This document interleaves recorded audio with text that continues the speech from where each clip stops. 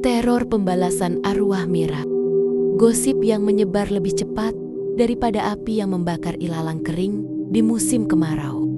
Semua pandangan yang dulunya penuh kekaguman kini berubah menjadi tatapan sinis dan penuh prasangka.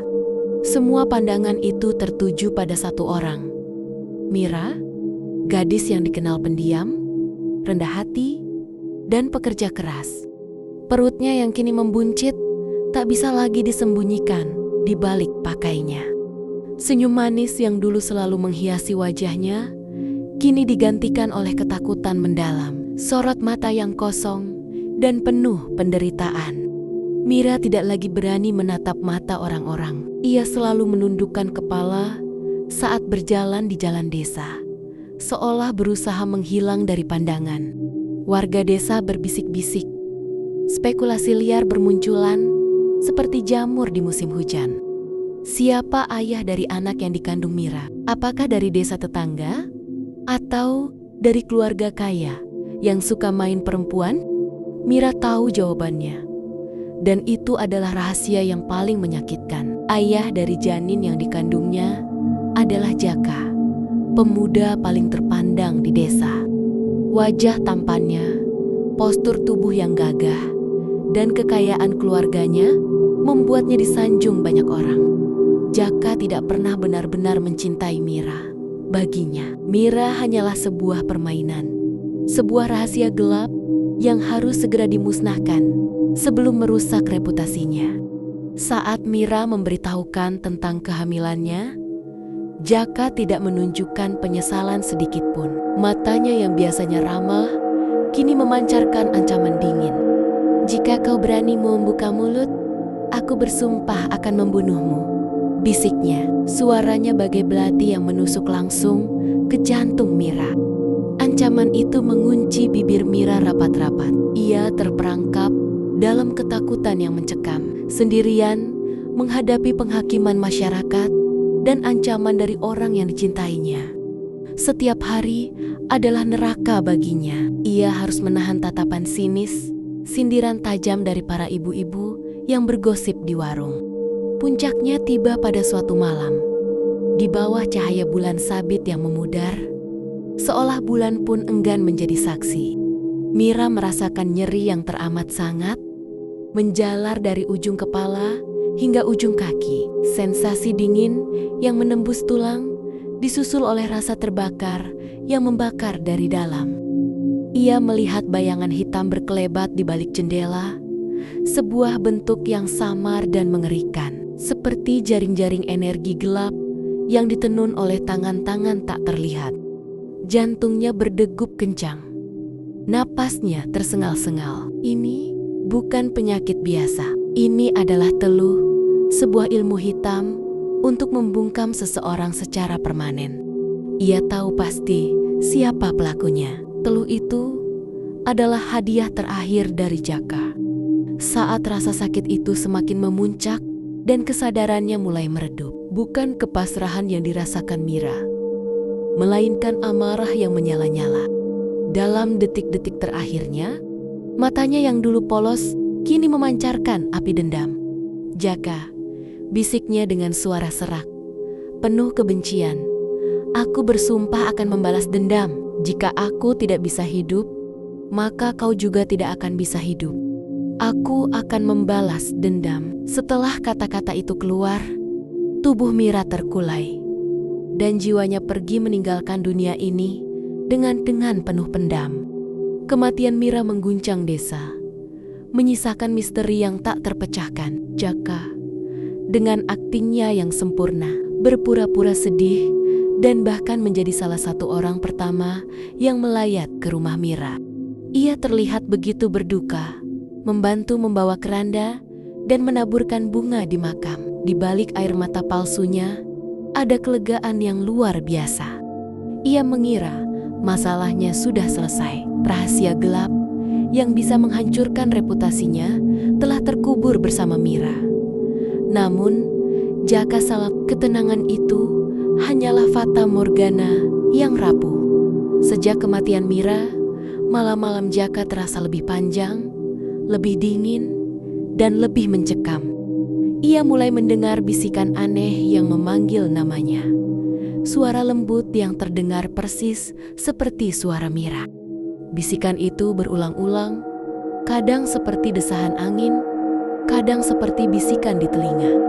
Awalnya, ia mengabaikan semua itu, mencoba meyakinkan dirinya bahwa itu hanyalah halusinasi akibat rasa bersalah yang menggerogoti. Tetapi kemudian, hal-hal aneh mulai terjadi di rumahnya. Jendela dan pintu yang terkunci rapat tiba-tiba berderit terbuka. Benda-benda di meja kerja berpindah sendiri, dan cermin di kamarnya seringkali menunjukkan bayangan yang tidak seharusnya ada. Bayangan hitam yang samar, yang selalu bergerak di sudut matanya, seolah-olah ada kehadiran tak kasat mata yang terus mengawasinya. Ketakutan Jaka memuncak pada suatu malam yang sangat dingin dan sunyi. Ia terbangun dari tidurnya karena suara isak tangis yang begitu dekat, tepat di samping tempat tidurnya. Jantungnya berdebar kencang, keringat dingin membasahi tubuhnya. Ia melihat sosok perempuan berpakaian putih berdiri diam di samping ranjangnya. Rambutnya yang panjang terurai menutupi wajahnya, dan ia memegang perutnya yang membuncit. Jaka tahu itu adalah arwah Mira. Arwah itu tidak berkata-kata, hanya berdiri di sana, memancarkan aura dingin dan kesedihan yang mendalam. Jaka tidak bisa bergerak, tubuhnya seolah terpaku di tempat. Keesokan harinya, Jaka mencoba meyakinkan dirinya bahwa itu hanyalah mimpi buruk. Namun, ketakutannya semakin menjadi-jadi. Teror Mira tidak hanya muncul di malam hari, tetapi juga mengganggunya di siang hari. Di setiap cermin yang ia lihat, wajah pucat Mira akan muncul di baliknya, dengan mata kosong yang menatap penuh dendam.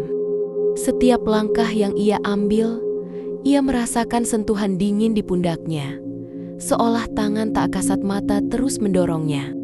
Jaka tidak bisa makan, tidak bisa tidur, dan tidak bisa berpikir jernih. Ia mencoba mencari bantuan dari berbagai dukun dan kiai, tetapi tidak ada yang berhasil mengusir arwah itu.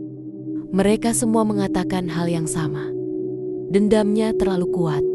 Ia tidak akan pergi sampai dendamnya terbalaskan.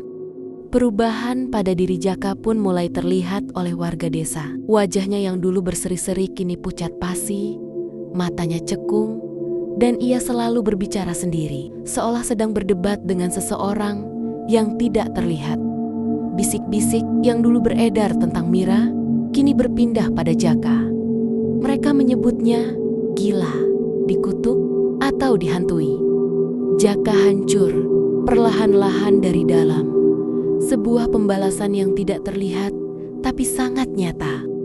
Jaka yang dulu disanjung sebagai pemuda teladan kini menjadi bahan tertawaan dan cerita horor bagi anak-anak di desa. Ia menjadi bukti nyata bahwa karma itu ada, dan ia akan mengejar siapapun yang melakukan perbuatan keji. Suatu malam yang gelap gulita, Jaka tidak tahan lagi. Ia merasa terpojok dan putus asa. Dengan teriakan frustrasi, ia berlari keluar dari rumahnya, berharap bisa lari dari teror yang terus-menerus menghantuinya. Ia berlari tanpa arah, menembus kegelapan dan dinginnya malam.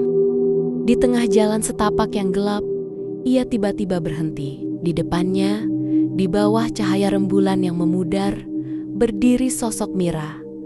Kali ini, wajahnya tidak lagi samar. Wajah Mira terlihat jelas.